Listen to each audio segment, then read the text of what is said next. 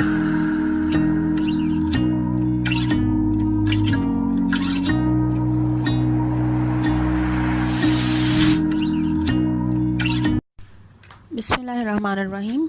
अस्सलाम वालेकुम। Welcome to literature online. आज हम एक नावल की बात करेंगे, to the lighthouse. Virginia Woolf का नावल है, स्ट्रीम ऑफ कॉन्शियसनेस में लिखा गया है। इसमें जो इसकी लिटरेरी टेक्निक यूज़ हुई है, ठीक है। सबसे पहले तो हमें पता होना चाहिए कि लाइट हाउस क्या होता है, जिसके बारे में ये नावल लिखा गया है। तो लाइट हाउस क्या होता है? लाइट हाउस अमूमन ओशंस पे ये बना हुआ होता है, एक बड़ा सा मीनार सा। It is just like a traffic sign on the sea, right. It serves as a navigational aid and it also warns boats about dangerous areas, ठीक है। उसके बाद हम बात करते हैं अगर वर्जीनिया वुल्फ की। तो वर्जीनिया वुल्फ जो पैदा हुई है, तो ये इसको कहा जाता है कि ये इंटेलेक्चुअल अरिस्टोक्रेसी में पैदा हुई है बंदी, ठीक है। इसकी जो फैमिली थी वो बहुत ज़्यादा educated and highly cultured family थी। इसके जो फादर थे लेस्ली स्टीफन, वो हिस्टोरियन, क्रिटिक, स्कॉलर और ऑथर रहे हैं, और उनका, इसके फादर का इसकी लाइफ पे बहुत बड़ा इन्फ्लुएंस रहा। वर्जीनिया वुल्फ के फादर का इसकी लाइफ पे। इसने अपने फ़ादर के बारे में कहा कि इसके फ़ादर ने इसको पढ़ने के बारे में, what to read and how to read it, इसके फ़ादर ने इसको जो सजेशन दी थी वो ये थी कि to read what one liked because one liked it and never to pretend to admire what one did not. कि वही रीड करो जो तुम्हें अच्छा लगता है, और ये प्रिटेंड ना करो किसी चीज़ को एडमायर ना करो, प्रिटेंड ना करो इस तरह से कि तुम एडमायर कर रहे हो जो चीज़ तुम्हें पसंद ही नहीं है, ठीक है। और about writing, he suggested to write in fewest possible words as clearly as possible exactly what one meant। वही लिखो जो तुम लिखना चाहते हो एंड एग्जैक्टली वही लिखो, घुमाओ फिराओ ना उस चीज़ को, ठीक है। लेकिन ये एक और भी चीज़ कहती है कि मैं अगर अपने फादर के साथ ज़्यादा रहती, मेरे फादर की पर्सनैलिटी इतनी स्ट्रॉन्ग थी और इतनी डोमिनेटिंग थी कि अगर मैं ज़्यादा उनके साथ रहती तो his life would have entirely ended mine. उनकी जो एक पर्सनैलिटी है वो इसकी लाइफ को ख़त्म कर देती, ठीक है। अच्छा, अब हम इसमें अगर कुछ चीज़ें मैं आपको ऑटोबायोग्राफिकल एलिमेंट्स इसमें टू द लाइट हाउस में बताऊं इसके स्टोरी के, तो टू द लाइट हाउस में जो स्टोरी के एलिमेंट्स हैं वो सबसे पहली बात तो है कि फैमिली बड़ी है, ठीक है। इसमें मिस्टर एंड मिसेस रैमजे के 8 किड्स हैं। वर्जीनिया वुल्फ की फैमिली भी ऐसे ही काफ़ी बड़ी थी। इसके 3-4 भाई थे, इसके half brother and half sisters, और 6 सिस्टर्स, देवर 6 सिस्टर्स, राइट। तो एक तो सबसे बड़ा एलिमेंट ये आ जाता है कि इनकी फैमिली काफ़ी बड़ी है, दोनों काफ़ी बहन भाई हैं इनके, ठीक है। दूसरी फिर एक चीज़ आ जाती है कि ये लोग भी, जो वर्जीनिया वुल्फ है, इसके फादर भी इनको हमेशा एक समर हाउस में लेकर जाया करते थे। समर हाउस था saint Ives summer house in Cornwall, ठीक है। कॉर्नवॉल में लेकर जाया करते थे, और वहाँ पे वर्जीनिया वुल्फ को जो चीज़ बहुत ज़्यादा अट्रैक्ट किया करती थी वो थी गॉड्रेविल लाइट हाउस, जो वर्जीनिया वुल्फ को बहुत ज़्यादा अट्रैक्ट करता था, ठीक है। Just like in to the lighthouse, इसमें भी ये लोग एक समर हाउस में जाते हैं, जो कि आइलैंड है, स्काई आइलैंड है, वहाँ पे ये लोग जाते हैं, ठीक है। इस समर हाउस में ये लोग हर समर में, तो एक तो ये चीज़ होगी कि इनकी फैमिली बड़ी है, दूसरा ये लोग समर हाउस में जाते हैं और वहाँ पे जो चीज़ अट्रैक्ट करती है इसे, वो एक लाइट हाउस है, ठीक है। फिर उसके बाद एक चीज़ आ जाती है कि इसकी भी मदर की डेथ हो गई थी। वर्जीनिया वुल्फ की मदर की डेथ हुई थी 1895 में, और ये एक बड़ा एक मोमेंट, एक मेंटल ब्रेकडाउन का मोमेंट था इसके लिए। ये काफ़ी ज़्यादा जो है वो टूट गई थी उस वक्त, ठीक है। और इसको संभाला था इसकी सिस्टर ने, स्टेला ने, ठीक है। वर्जीनिया वुल्फ की बड़ी सिस्टर ने, उसने इन लोगों को संभाला था। और स्टेला डकवर्थ जो थी, जो इसकी हाफ सिस्टर थी, फिर उसकी शादी हो गई। जब वो थोड़ी सी मतलब एज पे पहुंची, उसकी शादी होगी, और ड्यूरिंग द चाइल्ड बर्थ उसकी डेथ होगी, स्टेला डकवर्थ की, जो वर्जीनिया की हाफ सिस्टर थी, राइट। अब जो इसमें होता है टू द लाइट हाउस में, इसमें जो इसकी बड़ी सिस्टर प्रू है, प्रू उसी तरह इनकी मिसेस रैमजे की डेथ के बाद प्रू लुक आफ्टर कर रही है फैमिली को, ठीक है। जब वो लुक आफ्टर कर रही है तो उसी दौरान प्रू की शादी हो जाती है। जब थोड़ी सा टाइम गुजरता है उसकी शादी होती है, और चाइल्ड बर्थ के दौरान प्रू की डेथ हो जाती है, जस्ट लाइक स्टेला डकवर्थ इन वर्जीनियाज़ लाइफ, ठीक है। फिर एक और इंसिडेंट है जो काफ़ी ज़्यादा जो है वो ऑटोबायोग्राफिकल एलिमेंट की तरफ इसको शो करता है, वो है वर्जीनिया वुल्फ का भाई थॉबी, उसकी डेथ हो गई थी during their holidays in Greece at the age of 25। बहुत ही यंग एज में टॉबी की डेथ हो गई ग्रीस में ड्यूरिंग देयर हॉलीडेज़, ठीक है। इसी तरह इस टू द लाइट हाउस में इसमें जो मिसेस रैमजे का एक बेटा है एंड्रयू की डेथ हो जाती है। वो he was killed by an exploding shell in the battlefield in France. तो जैसे थॉबी की डेथ हुई है उस वर्जीनिया की लाइफ में, ऐसे ही मिसेस रैमजे के बेटे एंड्रयू की डेथ होगी फ्रांस में बैटलफील्ड में। उसकी हॉलीडेज़ पे हुई थी, इसकी बैटलफील्ड में हुई है, ये फ़र्क है, ठीक है। बाकी जो पेरेंट्स हैं, जिस तरह जो मिसेस रैमजे है, she is very caring, very kind hearted और बहुत ही नाइस लेडी है, ठीक है, बड़ी एम्फेटिक है। उसी तरह जो वर्जीनिया की मदर थी वो भी वैसी ही थी। इधर जो मिस्टर रैमजे हैं, he is a thinker and a philosopher. अपने आप को वो समझता है, ठीक है, कि वो दुनिया को चेंज करने वाली चीज़ों को सोच रहा है, लेकिन वो दुनिया को चेंज नहीं कर पा रहा, ठीक है। इसी तरह वर्जीनिया का जो फादर थे वो भी एक हिस्टोरियन थे, क्रिटिक थे, ठीक है, एक स्कॉलर थे, ऑथर थे, बड़े रिनाउंड थे। दो जो मिस्टर रैमजे है वो इतना रिनाउंड नहीं है, इतना फेमस नहीं है अपनी सोसाइटी में, ठीक है, लेकिन उसको इसीलिए उसको बार बार अपनी बीवी की और अपने बच्चों की अप्रिसिएशन चाहिए, अप्रूवल चाहिए कि वो एक वर्दी इंसान है और उसकी जो थॉट्स हैं, उसके जो कॉन्सेप्ट्स हैं आर वर्थ इट, राइट। एक और जो ऑटोबायोग्राफिकल है और थोड़ा रिजेंबलिंग एलिमेंट है वो है वर्जीनिया वुल्फ का अपना कैरेक्टर, जो इसमें जो रिफ्लेक्ट कर रहा है लिली ब्रिस्को के कैरेक्टर में। लिली ब्रिस्को जो इसमें कैरेक्टर है वो मिसेस रैमजे के घर में गेस्ट है, ठीक है, और उसका जो कैरेक्टर है, she is just like Virginia Woolf. जिस तरह वो पेंटिंग कर रही है वो थोड़ी सी आइसोलेटेड है, ठीक है, वो अपने आप को ढूंढने की, अपने आप को समझने की कोशिश कर रही है, वो उसमें वर्जीनिया वुल्फ का आंसर नज़र आ रहा है। वर्जीनिया वुल्फ ने ब्लूम्सबरी ग्रुप जो है उसमें, जिसमें मोस्टली जो है वो कैम्ब्रिज के स्टूडेंट्स थे, स्कॉलर्स थे, वो उनका एक ग्रुप था। इसको इसके भाई ने इंट्रोड्यूस करवाया था ब्लूम्सबरी ग्रुप में, ठीक है। इस ग्रुप के जो मेंबर्स थे, they cut off their real life और इन्होंने रहना शुरू किया, and they lived in ivory tower, an artificial world of their own creation, ठीक है। ये जो ब्लूम्सबरी ग्रुप थे, ये आपको जो है वो ऑब्जेक्टिव के लिए हेल्पफुल हो सकता है कि वर्जीनिया वुल्फ ने किस ग्रुप को ज्वाइन किया था, तो दैट वाज ब्लूम्सबरी ग्रुप, ठीक है। कैम्ब्रिज के मोस्टली लोग थे यहाँ पे, इसके भाई ने इसको इंट्रोड्यूस करवाया था इस ग्रुप में, और the members of this group cut off from their real life, their original life, and they started living in an ivory tower, an artificial world of their own creation, ठीक है, ये चीज़ आ जाती है। उसके बाद अब हम टू द लाइट हाउस की बात करते हैं। तो टू द लाइट हाउस में इसका ये 5th नावल था वर्जीनिया वुल्फ का, और ये पब्लिश हुआ 1927 में, ठीक है। और ये एक अकेला नावल है जिसको इसने 3 पार्ट स्ट्रक्चर में डिवाइड किया। इसकी 3 डिवीजन हैं इस नावल की। The first part is named The Window, the second part is named Time Passes, the third part is named The Lighthouse, ठीक है। ये 3 इसके पार्ट्स हैं। अब जो इसमें कैरेक्टर्स हैं इस नावल में, मैं आपको कैरेक्टर्स बता देती हूँ। Mister and Mrs Ramsay 2 characters ये हैं। ये अपने समर हाउस में जा रहे हैं, द आइलैंड ऑफ स्काई, वहाँ पे इनके बच्चे हैं। अब बच्चे इनके कौन कौन हैं? इनके बच्चे हैं Prue, Andrew, Jasper, Roger, Nancy, James, Rose and Cam. ये 8 बच्चे हैं इनके, ठीक है। इसमें से ज़्यादा बात जो होती है वो जेम्स की होती है, ठीक है, क्योंकि कहानी जेम्स से स्टार्ट होती है। अच्छा, कुछ और लोग हैं जो इनके समर हाउस में ये भी एज अ गेस्ट हैं। इनके साथ वो हैं William Banks, Lily Briscoe, Paul Rayley, Minta Doyle, Augustus Carmichael and Charles Tansley. Paul Rayley और मिंटा डॉयल जो हैं ये दोनों कपल हैं। पॉल जो है वो इसको मिंटा को यहाँ पे बीच पे जो है प्रपोज़ करता है शादी के लिए, और मिंटा जो है, इसमें एक थोड़ा सा इंसिडेंट होता है कि मिंटा की ग्रैंड मदर ने इसको एक ब्रूच दिया होता है, वो इससे गुम जाता है वहाँ पे, तो ये उसको ढूंढने लग जाते हैं। इनका थोड़ा सा इस किस्म का सीन है, ठीक है। ऑगस्टस कारमाइकल कौन है?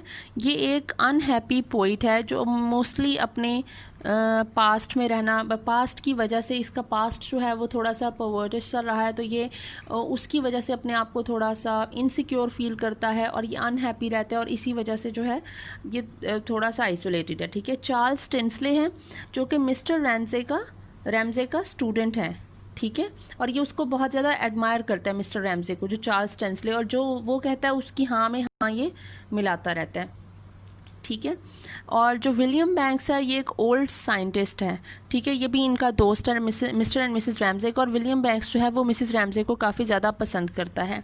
लिली ब्रिस्को जो है ये भी इनके घर एक गेस्ट है, और मिसेस रैमजे चाहती है कि लिली ब्रिस्को और विलियम बैंक्स आपस में शादी कर लें, इनकी जो है वो मैच मेकिंग मिसेस रैमजे को बहुत ज़्यादा पसंद है, तो वो ये चाहती है, लेकिन ऐसा होता नहीं है, ठीक है। अब ये सारे कैरेक्टर्स जो हैं ये हमारे फर्स्ट पार्ट में इंट्रोड्यूस करवाते हैं द विंडो में। द विंडो में होता ये है कि ये लोग समर हाउस में जाते हैं, वहाँ पे ये लोग अपना जो है वो टाइम स्पेंड कर रहे हैं, और जेम्स जो है, जो इसका सबसे छोटा बेटा है 6 साल का, वो मिसेस रैमजे को कहता है, मिसेस रैमजे जो है वो निटिंग करती हैं, ठीक है, वो निटिंग कर रही होती हैं, और जेम्स कहता है मिसेस रैमजे को कि वो लाइट हाउस पे जाना चाहता है, तो मिसेस रैमजे उसको कहती हैं कि हाँ अगर मौसम ठीक हुआ तो हम कल चलेंगे, ठीक है। जेम्स बहुत खुश होता है, वो कटिंग कर रहा है कुछ न्यूज़पेपर से और कुछ मैगज़ीन से, डिफरेंट जो है वो कटिंग्स कर रहा है तस्वीरों की, ठीक है। उसी वक्त मिस्टर रैमजे आ जाता है, वो एज़ पर हिज हैबिट वो आकर मना कर देता है कि नहीं मौसम कल अच्छा नहीं होगा और हम नहीं जा सकेंगे, जिसकी वजह से जेम्स जो है उसको बहुत ज़्यादा गुस्सा आता है। अब यहाँ पे जो एक जो फिगर ऑफ स्पीच आप कह लें या कोई एक चीज़ जो यूज़ की है, इसने सिगमंड फ्रॉइड की उस वक्त एक थ्योरी आई थी, इडिपस कम्प्लेक्स या मदर फिक्सेशन, जिसके अकॉर्डिंगली ये उसने कहा था कि जो मेल चाइल्ड होता है वो अपनी माँ की तरफ ज़्यादा जो है वो एडमायरेशन रखता है और प्यार रखता है, और अपने बाप के लिए उसके दिल में हेट्रेड होती है, ठीक है। जो ऑपोजिट सेक्स के चाइल्ड होते हैं, मतलब जो फीमेल चाइल्ड है वो अपने मदर के साथ ज़्यादा, फादर के साथ अटैच होगी, और जो बॉयज़ हैं वो अपनी मदर के साथ ज़्यादा अटैच होंगे, ठीक है। तो ये वाली जो चीज़ें उसने कहा था, this is called Oedipus complex और मदर फिक्सेशन। अब जब ये मिस्टर रैमजे मना करता है तो जेम्स के दिल में भी कुछ इसी किस्म के ख्याल आते हैं, कुछ मर्डरस किस्म के, कि मैं अपने बाप को मार दूं, कि उसने जो है वो मेरी माँ की बात नहीं रखी, या उसने उसको हर्ट किया या मुझे हर्ट किया, तो ये हमारी लाइफ में ना ही होता तो अच्छा था। ये वाली जो फीलिंग्स हैं कि एंड चैप्टर तक चलती हैं जेम्स की, ठीक है। ये जो बच्चों की मेल चाइल्ड की अपने जो फादर के लिए जो एक इस किस्म की फीलिंग्स हैं, ठीक है। इसने इस चीज़ को, ये सिगमंड फ्रॉइड की थ्योरी को काफ़ी ज़्यादा इसमें यूज़ किया है। अब उसी वक्त जो है वो कहती है कि नहीं मौसम अगर ठीक हुआ तो चले जाएंगे, तो जो चार्ल्स टिंसले है जो मिस्टर रैमजे का स्टूडेंट है वो कहता है कि नहीं मौसम नहीं कल ठीक होगा। उससे नहीं बर्दाश्त होता ना कि उसके टीचर ने ये बात की, तो वो साथ में अपनी तीली जोड़ देता है कि नहीं मौसम नहीं ठीक होगा। जेम्स को और गुस्सा आता है, मिसेस रैमजे को भी बुरा लगता है, ठीक है। अच्छा, अब ये लोग आपस में बातें कर रहे हैं। मिसेस रैमजे जो है वो निटिंग कर रही है और वो सॉक्स निट कर रही है लाइट हाउस में, जो लाइट हाउस का कीपर है उसके बेटे के लिए, छोटे बेटे के लिए। अब ये सोच रहे उसको पता नहीं पूरी आएंगी नहीं आएंगी एंड ऑल दैट, जो भी सारा वो सीन सोचती है। और मिस्टर रैमजे जो हैं वो लिली जो है, लिली वहाँ पे पेंटिंग बना रही है मिसेस रैमजे की, वो उसको पोर्ट्रेट बनाना चाहती है मिसेस रैमजे की, ठीक है। वो वहाँ पे विलियम बैंक्स उसके पास बैठा है, उसकी पोर्ट्रेट को देख रहा है। जो अब इसमें थोड़ी थोड़ी जो चीज़ें इन्होंने जो चीज़ें इसने की हैं, एक तो फेमिनिस्ट टच थोड़ा सा इसने दे दिया है, ठीक है। जो विलियम जेम्स ने एक लफ्ज़ इंट्रोड्यूस करवाया था, stream of consciousness, in his book the principles of psychology in 1890, ठीक है। इसने स्ट्रीम ऑफ कॉन्शियसनेस भी ये नॉवल लिखा है। स्ट्रीम ऑफ कॉन्शियसनेस और इंटीरियर मोनोलॉग की जब हम बात करते हैं तो स्ट्रीम ऑफ कॉन्शियसनेस में होता यह है कि एक जो कैरेक्टर है वो अपने थॉट्स में और अपने कॉन्सेप्ट्स में जो एक फ़्लो में जा रहा होता है, ठीक है, without any grammar, without any syntax, without any context, वो बस जा रहा है, ठीक है। एक फ़्लो ऑफ थॉट है विदाउट एनी कोहेरेंस, उसमें कुछ भी कनेक्टेड नहीं है, ठीक है। A person's thoughts and conscious reaction to events perceived as a continuous flow, ठीक है, कि ये कंटिन्यूस फ्लो है विदाउट एनी कनेक्शन है, ठीक है। जो इंटीरियर मोनोलॉग होता है उसमें जो कैरेक्टर है वो फिर वो कुछ बोल रहा होता है, मतलब वो एक चीज़ें जो सोच रहा होता है कुछ कनेक्टेड होता है, ठीक है। लेकिन जो इस स्ट्रीम ऑफ कॉन्शियसनेस है ये बिल्कुल एक डिसकनेक्टेड सा कंटिन्यूस फ्लो है of thoughts and perceptions and concepts and, ठीक है, जो भी कैरेक्टर सोच रहे होते हैं। अब जब ये सारा कुछ हो जाता है, अब इसमें जो मिस्टर रैमजे है, मिस्टर रैमजे एमी लिली के पास से गाता हुआ गुजरा है, समवन हैज़ ब्लंडर्ड, और वो अपनी एक सोच में अपनी एक दुनिया में रहता है। वो कभी के शेक्सपियर, अगर जो शेक्सपियर ना भी होता तो क्या होता, और शेक्सपियर वो कह रहा है अभी एक जो स्टोन है वो भी शेक्सपियर को आउटकास्ट कर देगा, और मेरी जो सोच है वो इस तरह से बहुत बड़ी है, मैं एक ग्रेट थिंकर हूँ, लेकिन मैं जो है वो दुनिया में मुझे उतना ज़्यादा अभी फेमस नहीं हुआ हूँ, या उतनी ज़्यादा पॉपुलैरिटी नहीं मिली है, उतनी ज़्यादा अंडरस्टैंडिंग नहीं मिली है। उसको बात बात पे वो अपने आप को एक ग्रेट थिंकर कह भी रहा है, एक फ़िलासफ़र समझ भी रहा है, लेकिन उसको फिर भी अपनी हर चीज़ के लिए किसी ना किसी की अप्रिसिएशन चाहिए, अप्रेजल चाहिए उसे बार बार, कि कोई मेरी तारीफ़ करे, कोई मेरे काम की तारीफ़ करे कि हाँ मैं ठीक कर रहा हूँ। उसका जो बेटा है एंड्रयू, वो उसकी एक दफ़ा तारीफ़ कर देता है कि हाँ मतलब तुम बड़ा अच्छा काम कर रहे हो, अपने जो फादर को वो काफ़ी ज़्यादा प्रेज़ करता है, ठीक है। उससे इसको बड़ी खुशी होती है कि कोई मेरे काम को प्रेज़ कर रहा है। फिर चार्ल्स टेंसले के बारे में, चार्ल्स टेंसले लिली को कहता है कि तुम ये पोर्ट्रेट नहीं बना सकोगी क्योंकि लड़कियां पेंटिंग नहीं कर सकती हैं, पेंटिंग सिर्फ लड़के कर सकते हैं। ये एक थोड़ा सा ये वाला टच दिया है फेमिनिज्म के लिए कि मतलब तुम इस तरह से क्यों सोच रहे हो, एक पेट्रार्चल सोच जो है आपकी वो ये एक गलत बात है, ठीक है। आप इस तरह क्यों सोच रहे हो कि लड़कियाँ नहीं पेंट कर सकती, वो कर तो रही है, वो उसके बारे में सोचने लगते थे क्या मैं पेंट कर सकूँगी या नहीं, हाँ मुझसे बहुत ज़्यादा गलतियाँ हो गई हैं, वो उसको अपनी ही बनाई हुई चीज़ पर उसको कन्फ्यूज़ कर देता है, ठीक है, कि क्या वो ठीक कर रही है या नहीं, कहाँ से उसे गलती होगी या क्या नहीं होगी। तो ये सारी चीज़ें जो एक पेट्रार्चल सोसाइटी में जो होती हैं, एक बंदी के लिए काम करना कितना मुश्किल है, वो एक किस्म का जो लिली के लिए ये अब जो वो अपना उसने राइटिंग शुरू की, अपनी राइटिंग को एक कंसिस्टेंट रखने के लिए, अपने काम को कंसिस्टेंट रखने के लिए, अपनी सोच को, काम को, उसको जो डिफ़िकल्टीज़ फेस करनी पड़ी इस सोसाइटी में, मैन मेड सोसाइटी में, वो बिल्कुल वो लिली की पेंटिंग बनाते हुए उसकी जो सोच है और उसको जो उस वक्त वो बात वो सुन रही है कि इर्द गिर्द से कोई अनइंटेंशनली बात किया जा रहा है और कोई इंटेंशनली उसको पॉइंट आउट करके गया है। तो ये सारी चीज़ें आपकी सोसाइटी का हिस्सा हैं जो वर्जीनिया वुल्फ और लिली को एक दूसरे से रिजेंबल करती हैं, ठीक है, कि वो उसकी पर्सनैलिटी को रिफ्लेक्ट कर रही है और उसकी स्ट्रगल को रिफ्लेक्ट कर रही है, ठीक है। उसके बाद इसमें आ जाता है पॉल और मिंटा का वो प्रपोज़ल आ जाता है, मिंटा का ब्रूच गुम जाता है, ठीक है। उसके बाद ऑगस्टस कारमाइकल है, वो एक अनहैप्पी पोइट है क्योंकि उसका बचपन ऐसा रहा है, बहुत गुर्बत में उसने ज़िंदगी गुजारी, उसको अपने वो बहुत इनसिक्योर है अपने पास्ट के बारे में, और उसी पास्ट की वजह से वो अभी भी अपने आप को कॉन्फिडेंट फील नहीं करता है। और मिसेस रैमजे जो है वो कुछ भी है लेकिन वो हर एक के साथ बहुत ही अच्छे तरीके से मिल रही है। वो चाहे चार्ल्स टेंसले की बात ने जेम्स को जितना भी हर्ट किया, लेकिन मिसेस रैमजे ने उसके साथ बुरा सलूक नहीं किया। ऑगस्टस कारमाइकल जो है वो जैसा भी है वो बहुत ज़्यादा बोली जा रहा है, एक सेल्फ सेंटर्ड किस्म का इंसान है, दूसरे की बात को नहीं सोचता, सिर्फ अपनी ही बात को सोच रहा है। मिसेस रैमजे ने उसके साथ भी बहुत अच्छा जो है वो बिहेवियर रखा है, ठीक है। विलियम बैंक्स है, लिली है, पॉल और मिंटा की जोड़ी को मिलाना चाह रही है, तो ये सारा कुछ मिसेस रैमजे करती जा रही है उस दौरान, ठीक है। इनका जो टाइम है, अब इनका जो टाइम है वो ऐसे ही गुजर जाता है। अच्छा, वेव्स का सीन इसमें आता है कि इसमें थोड़ा सा सिम्बॉलिज्म जो है वो ये है कि जब मौसम ये लोग बैठे होते हैं, ये निटिंग कर रही होती है विंडो के पास, तो मिसेस रैमजे जो अपनी सोचों में गुम है, तो उसको होता है कि नहीं ये जो पानी है ना, ये जो वेव्स हैं सारी, ये रिजेंबल कर रही हैं, ये सिंबलाइज कर रही हैं एटर्निटी को और कंसिस्टेंसी को। इसको अच्छा लगता है वेव्स की आवाज़ सुन के। लेकिन जब मौसम थोड़ा सा ख़राब होने लगता है तो साथ ही उसकी सोच बदलती है, वो कहती है नहीं यही पानी जो है it is a symbol of destruction and erosive, ठीक है, कि इधर तबाही हो जाएगी और ये पानी जो है वो चीज़ों को तबाह कर सकता है, ख़त्म कर सकता है, मौसम ख़राब हो जाएगा, हम आगे नहीं जा सकेंगे। वो उसकी सोचें हैं कि एक चीज़ अभी पानी जो है वो बहुत ज़्यादा कंसिस्टेंट है और एक इटर्निटी, और कहीं पे पानी जो है वो डिस्ट्रक्शन है, ठीक है, कहीं अच्छा लग रहा है और कहीं जो है वो वही चीज़ किसी चीज़ को तबाह कर रही है, ठीक है। उसके बाद अब होता ये है कि ये लोग ये ऐसे ही इनका यहाँ पर टाइम गुजरता है, लेकिन ये लाइट हाउस पे जा नहीं सकते। और इसका सेकंड पार्ट स्टार्ट होता है टाइम। अच्छा, इसमें एक और इसके द विंडो में इसका जो फर्स्ट पार्ट है उसमें इसके जो एक पोइम इसके मिस्टर रैमजे सुना रहा होता है उस वक्त मिसेस रैमजे को, वो एल्फ्रेड लॉर्ड टेनिसन की पोइम है। उस पोइम का नाम है charge of the light brigade. ठीक है, ये उस पोइम का नाम है जो सुना रहा होता है मिस्टर रैमजे मिसेस रैमजे को जब वो निटिंग कर रही होती है। ठीक है, इसमें कुछ 600 सोल्जर्स हैं जो लड़ने के लिए जा रहे हैं। ठीक है, वो अपनी डेथ के लिए तैयार हैं कि हम बैटलफील्ड में जाएंगे तो हम डेथ के लिए तैयार हैं ऑल दैट।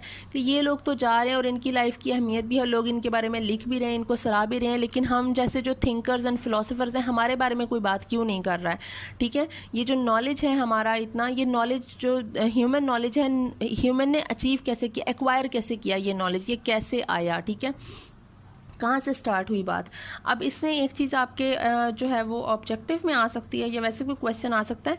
मिस्टर रैमजे ने अपनी एक बात में कहा कि ह्यूमन थॉट्स जो हैं वो बिल्कुल they are just like alphabets. ठीक है, जिस तरह इंग्लिश के अल्फ़ाबेट्स हैं A to Z, वो कह रहा है कि मैं अभी तक पहुँचा हूँ ना जिस अल्फ़ाबेट पे, तो मैं अल्फ़ाबेट Q पे पहुँच चुका हूँ, लेकिन R अभी मुझे नहीं मिल रहा। ठीक है, वो अब आर की तलाश में है मिस्टर रैमजे, वो अल्फ़ाबेट क्यू तक पहुंच चुका है। बकौल उसके every alphabet is a concept about human knowledge. ठीक है, मतलब आपको ग्रेजुअली एक अल्फ़ाबेट से दूसरे पे पहुंचना, एक कॉन्सेप्ट आपको अच्छी तरह से आपको समझ आ जाएगा तो आप दूसरे कॉन्सेप्ट पे पहुंचोगे, ए से बी पे पहुंचोगे, B to C, C to D, D to E, and gradually आप जो है वो जी तक पहुंचोगे। अब मिस्टर रैमजे समझ रहा है कि मैं क्यू पे पहुंच रहा हूँ, क्यू पे पहुंच गया हूँ। ठीक है, मतलब अब वो काफ़ी अल्फ़ाबेट्स, वो मोर देन हाफ वो एक्वायर कर चुका है। वो कह रहा है अब दो तरह के इंसान होते हैं दुनिया में, there are two types of great thinkers. The one type is who work their way from A to Z diligently, जो बहुत ज़्यादा मेहनत करते हैं A से Z तक पहुंचने के लिए। जैसे कि मिस्टर रैमजे अपने आप को कहता है कि मैं ग्रेजुअली 1 by 1 में जो है वो स्टेप बाय स्टेप पहुंच रहा हूँ Q पे और R पे। ठीक है, जो दूसरी तरह के लोग होते हैं वो कहते हैं वो simply arrive at G in a single instant. ये उसने शेक्सपियर की मिसाल दी कि शेक्सपियर को एकदम ही बहुत ज़्यादा से जो है वो सराहा जाने लग गया और वो पहुंच गया कि ए टू जी, वो जी पे एक इंस्टेंट में पहुंच जाते हैं। कुछ टाइप कहता है लेकिन मेरी जो टाइप है, मैं टाइप ए से ही बिलोंग करता हूँ, मैं टाइप बी से बिलोंग नहीं करता, क्योंकि मैं स्टेप बाय स्टेप ही उस जगह पे पहुंच रहा हूँ। ठीक है, इस ह्यूमन नॉलेज को और ये कॉन्सेप्ट्स को और the truth about my self and the truth about knowledge, ठीक है, जो वो जांचने की कोशिश कर रहे हैं। अब दूसरा इसका पार्ट स्टार्ट होता है, तो दूसरा पार्ट है टाइम पैसेस। टाइम पैसेस में क्या होता है? टाइम पैसेस में होता है ये, इसमें जो फर्स्ट वर्ल्ड वॉर हुई थी, ठीक है, उसके बारे में बात करने शुरू हो जाता है कि वो जो वॉर हुई है उसमें इनका जो घर है वो बिल्कुल डस्ट से भर गया है। ठीक है, loneliness, the house is covered with dust and loneliness and the time passes is all about memories. ठीक है, इसमें अब आपको ये डिफरेंट जो चीज़ें हैं वो पता चलेंगी, डिफरेंट चीज़ें डिस्क्लोज होंगी इस कुछ अरसे में क्या कुछ बदल गया है, घर में क्या कुछ चेंज आ गया है। ठीक है, इसमें अब जो चीज़ें आती हैं वो आपके पास कैरेक्टर्स आते हैं। एक मिसेस मैकनैब आती है जो हाउस कीपर है उस समर हाउस की, ठीक है, जो उसकी सफाई करेगी और घर का ख्याल रखेगी और कर्टन शर्टन साफ़ करेगी, चेंज करेगी। उसके बाद आ जाती है मिसेस बैस, वो आती है हेल्प करने मिसेस मैकनैब की, और मिसेस बैस के साथ उसका बेटा आता है जॉर्ज बैस, वो भी इनकी हेल्प करने के लिए आता है क्लीनिंग वगैरह के लिए। ठीक है, उसके बाद इसमें एक विज़िटर है मिसेस बैकवेद, वो एक विज़िटर हैं यहाँ की। ठीक है, और कैनेडी एक गार्डनर है, Kennedy is the character who is a gardener. ठीक है, अब इसके बाद हमारे पास इसमें सिर्फ आपको यही कुछ पता चलता है। अच्छा, मिसेस रैमजे हैं उनकी डेथ हो गई है। ठीक है, एंड्रयू की भी डेथ हो गई है वॉर में, प्रू की भी डेथ हो चुकी है चाइल्ड बर्थ में। ठीक है, और बच्चे जो हैं वो अपने बाप से बहुत ज़्यादा नफरत करने लग गए मिस्टर रैमजे से, वो उसकी पर्सनालिटी से, ये जो एडिपस कॉम्प्लेक्स के बारे में बात हो रही है, ठीक है, वो उससे बहुत ज़्यादा नफरत करने लग गए हैं। उसके बाद हमारे पास थर्ड पार्ट जो आता है वो है दी लाइट हाउस। इसमें ये 10 साल का जो अरसा गुजरा है, ये 10 साल का अरसा, उसके बाद की बात आ रही है कि इसमें रैमजे जो है वो अपने 2 बच्चों के साथ, जेम्स और कैम जो इसकी बेटी थी उसके साथ आता है, और लिली यहाँ पे आती है। ठीक है, ये लोग आते हैं, ये कहते हैं कि हमने जो अपना एक सफ़र शुरू किया था, हम लाइट हाउस देख नहीं सके थे, तो अब हमें फाइनली लाइट हाउस पे जाना चाहिए और हमें उसका एक विज़िट करना चाहिए। ये लाइट हाउस पे जाने के लिए यहाँ पे आते हैं, जिसके लिए इन लोगों ने ये सफाई की है, मिसेस मैकनैब और मिसेस बेस्ट और जॉर्ज बेस्ट वगैरह ने। यहाँ पे ये जो जाएंगे वहाँ लाइट हाउस पे जाएंगे, तो लाइट हाउस पे जो इनका जाना है, it is just like to make contact with the truth outside oneself. मतलब आप अपनी जो एक सेल्फ सेंटर्डनेस है, आप उससे बाहर निकल के, जब अपनी ज़ात से, अपनी ईगो से बाहर निकल के कुछ चीज़ सोचोगे ना, तो उस चीज़ से आपका अपना मिलना है। It is a meeting between you and your inside. ठीक है, आप अपने आप से मिलो, अपनी असल पर्सनैलिटी से मिलो, अपने फ्लॉज को जांचो, आप अपनी एक डेस्टिनेशन पे पहुंचो। ठीक है, it is just like that, the lighthouse is their destination to meet their own selves. ठीक है, इसमें जो कैरेक्टर आता है वो है मैकलिस्टर और उसका बेटा, मैकलिस्टर सन। ये दोनों फिशरमैन हैं, ये लोग इनको बोट के थ्रू लेकर जाते हैं लाइट हाउस पे। ठीक है, अच्छा एक है इसमें बैजर जो है वो इनका टूथलेस डॉग है रैमजेस का। ठीक है, टूथलेस डॉग है बैजर, BADGER। अब ये लोग जब वहाँ पे ये लाइट हाउस पे, अब ये जो जब जा रहे हैं, जो इनका पूरा सफ़र रहा ये बोट में, और फिर उसके बाद जो मैकलिस्टर के बेटे ने एक मछली को जो है वो पकड़ के उसको आधी ज़ख्मियों से काटी कूटी को वापस फेंक दिया। ये एक बड़ा एक टॉर्चरस सा और वाइल्ड किस्म का सीन हुआ। और फिर उसके बाद ये आगे गए हैं और आगे जाकर वो पहुँचे उस, ये सारे जो जब ये वहाँ पे जैसे ही पहुँच रहे हैं, तो उसमें होता ये कि जेम्स जो है वो अपने बाप से, उसके दिल में अपने बाप के लिए जितने भी ग्रजेस थे और जितनी हेटरेट थी वो अचानक से ख़त्म हो जाती है। ठीक है, ये लोग एक दूसरे के लिए, जो इनके दिल में अजीब सी कन्फ्यूजन और एक मिस जजमेंट थी, बाप के दिल में बेटे के लिए और बेटे के दिल में बाप के लिए और कैम के दिल में अपने बाप के लिए, ये ख़त्म हो जाती है और ये लोग आपस में ठीक हो जाते हैं। इनका जो रिलेशनशिप है वो डेवलप होता है, बाप और बच्चों का रिलेशनशिप डेवलप होता है कि ये लाइट हाउस पे पहुंचे हैं तो ये अपनी एक सही जो रिलेशनशिप है, एक जो बॉन्डिंग है, ये उसको जान चुके हैं, उसको उस तक पहुंचे हैं लाइट हाउस पे पहुंच के। वहीं पे ये वहाँ लाइट हाउस पे पहुंच रहे हैं तो ये अपने आप से मिले हैं और ये अपनी बॉन्डिंग को जाने। वहीं पे लिली ने यहाँ पे वो वही पोर्ट्रेट मुकम्मल करने बैठी है। किसकी पोर्ट्रेट बना रही थी लिली पोर्ट्रेट बना रही थी मिसेस रैमजे की। जब वो मिसेस रैमजे की पोर्ट्रेट वो कह रही है कि मैं लास्ट स्ट्रोक जो मेरा रह गया था ना, मुझे मिस्टर बैंक से जो ये फर्स्ट पार्ट में बात कह रही थी कि लाइट है, शेडो है, ये जो पर्पल कलर की ट्रायंगल है, मुझे समझ नहीं आ रही कि ये ठीक है या नहीं ठीक है, इसको थोड़ा सा एडिट की, ऑल्ट्रेशन की ज़रूरत है या नहीं है। तो वो जो उसको चीज़ें नहीं समझ आ रही थी, उसने कहा मैं अपनी पोर्ट्रेट को मुकम्मल करती हूँ। तो यहाँ ये लोग लाइट हाउस पे पहुँचते हैं और वहाँ पे लिली जो है वो अपनी इस चीज़ को जांच लेती है कि मेरा जो विजन है उसको अगर मैं इस चीज़ में रखूँगी ना कि मैंने इसमें कोई लिगेसी छोड़नी है और मैंने इसमें कोई बड़ी कोई मतलब मेरी चीज़ जो है वो माइकल एंग्लो से मिलनी चाहिए या कुछ इस तरह से, ठीक है, डविंची से मुझे मैच करना है, तो वैसे ना करूं, जो मुझे ठीक लग रहा है मैं अगर वो करूंगी तो आई थिंक ये ठीक है। वो एक हकीकत को जान लेती है कि मुझे वो करना चाहिए जो मुझे ठीक लग रहा है। जैसा कि वर्जीनिया वुल्फ के फादर ने इसको एक एडवाइस दी थी to read what one liked because one liked it and never to pretend to admire what one did not, and to write in fewest possible words as clearly as possible exactly what one meant। बिल्कुल उसी तरह lily भी समझ आती है कि execution of my vision is more important than the idea of living some sort of legacy in it. मेरा जो विज़न है उसकी एग्जीक्यूशन मेरे लिए ज़्यादा इंपॉर्टेंट होनी चाहिए, ना कि इधर कोई लिगेसी छोड़ के चले जाना इसमें कि ये कोई जो है वो अबव दैन द वर्ड बन जाए, ठीक है, आउट ऑफ द वर्ड चीज़ बन जाए। तो इस तरह नहीं होना चाहिए। मुझे जो सही लग रहा है मुझे वो करना चाहिए। ये अपने उस विज़न तक पहुंच जाती है, जैसे कि वर्जीनिया वुल्फ पहुंची कि जैसा मुझे ठीक लग रहा है मैं वही लिखूंगी। अब वर्जीनिया वुल्फ ने ये चीज़, क्योंकि वर्जीनिया वुल्फ से जो पहले के थे जो एडवर्डियन नॉवेल्स थे वो बहुत ज़्यादा जो है वो सिंपल और डिफाइनेबल किस्म के नॉवेल्स हुआ करते थे, वर्जीनिया वुल्फ को नहीं पसंद था। ठीक है, वो कहती थी ये क्या है, मतलब आप लोग जो है वो आप इतने भारी भरकम से कैरेक्टर्स आप ले आते हो और बड़े ही डिफाइनेबल बड़ी डेफिनेट किस्म के कैरेक्टर्स हैं, ठीक है। उसको इन नॉवल से बड़ा मसला था। वर्जीनिया वुल्फ ने कहा कि मैं तो अपने ही तरीके से लिखूंगी, जो मुझे ठीक लग रहा है वो लिखूंगी। उसने वो जो कैरेक्टर्स थे उसने उनको कॉम्प्लेक्स कर दिया। इनको जॉर्जियन नॉवेल्स कहेंगे जो वर्जीनिया वुल्फ ने स्टार्ट किए थे। ये ज़्यादा क्या बन गए, कैरेक्टर ज़्यादा कॉम्प्लेक्स बन गए इसके नॉवेल्स में, डाइवर्स बन गए, इनफेबल बन गए, ठीक है, इनवर्टनेस ज़्यादा होगी क्योंकि स्ट्रीम ऑफ कॉन्शियसनेस होगी आपकी जो time without the acknowledgement of time है ना, stream of consciousness is the flow of thoughts without the acknowledgement of time, ठीक है, without the acknowledgement of incidents. आप पास्ट प्रेजेंट फ्यूचर कहीं भी पहुंच रहे हो, किसी भी पहुंच रहे हो, और इनकोहेरेंट थॉट्स हैं आपकी, अभी आप इस चीज़ के बारे में सोच रहे हो, अभी आप उस चीज़ के बारे में सोच रहे हो। There is no punctuation, there is no grammar at all, ठीक है। It is the decay of plot and the decay of character, it is like that, ठीक है। वर्जीनिया क्योंकि उन नॉवल से, अपने जो एडवर्डियन नॉवल्स हैं उनसे बड़ी ज़्यादा डिससेटिस्फाइड थी।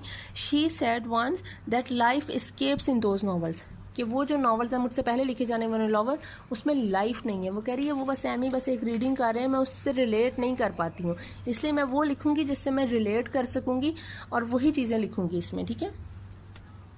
इसलिए उसके नॉवेल्स जो हैं वो कैरेक्टर्स इसी किस्म के, जैसे हम बैठे बैठे सोचों में गुम हो जाते हैं और वो बिल्कुल एक चेन सी बन जाती है, बिल्कुल एक चेन ऐसी होती है जिसमें कोई भी जो बीड है वो दूसरे से मिल नहीं रहा। अभी इस चीज़ के बारे में सोच रहा, अभी उस चीज़ के बारे में सोच रहा, अभी इधर अभी उधर, आपकी सोचें मिंगल हो रही होती हैं। It is the mingling of thoughts, right.